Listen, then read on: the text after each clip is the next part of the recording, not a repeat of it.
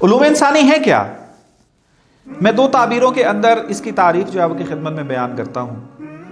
پہلی تعبیر یہ ہے کہ علوم انسانی ان علوم کا مجموعہ ہے جس کا مقصد انسانی زندگی کے ہر شعبے میں مطلوبہ انسانی اہداف کو حاصل کرنے کے لیے انسانی کارکردگی اور طرز عمل کو کنٹرول، منظم کرنا اور جہت دینا ہے۔ دوسری تعبیر یوں بیان کروں گا کہ علوم انسانی یعنی ہیومینٹیز وہ علوم ہیں کہ جو فرد، اجتماعی، تاریخی، تہذیبی اور ماورائی ڈومینز میں انسانی طرز عمل کی تفہیم اور وضاحت کرتے ہیں۔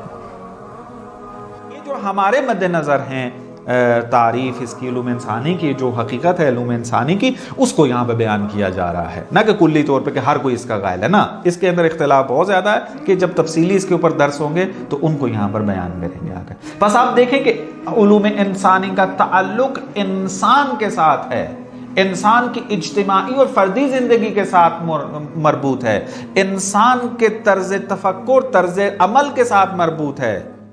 علوم انسانی وہ علوم ہے کہ جو انسان کی رشد و کمال و پیش رفت و ترقی کے اندر بنیادی کردار ادا کرتے ہیں۔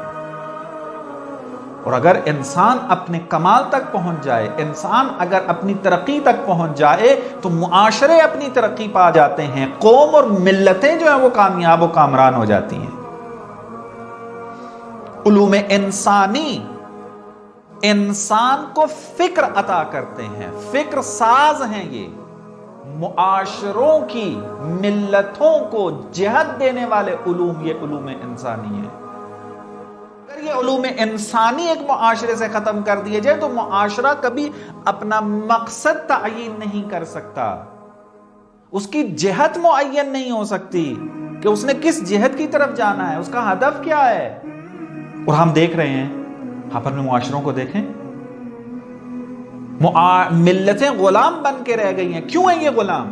چونکہ سوچنے کی صلاحیت جو ہے وہ لے لی گئی ہے۔ سوچنے کی صلاحیت کہاں سے آنی تھی؟ علوم انسانی کے ذریعے، اور وہ تو معاشرے میں رائج ہی نہیں ہے۔ تو پھر سوچیں گے کیا؟ کیسے سوچیں گے؟ کس کے بارے میں سوچیں گے؟ ظاہری سی بات ہے، آپ اپنی ملت کو چلانے میں غیروں کا محتاج رہیں گے، اور جگہ ہے۔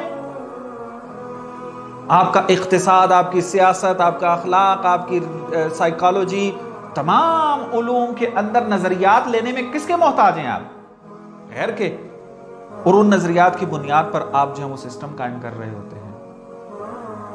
ظاہر ہے حاکمیت پھر انہی کی رہنی ہے، اور جب حاکمیت ان کی رہے گی تو ملتیں ہمیشہ غلام رہیں گی۔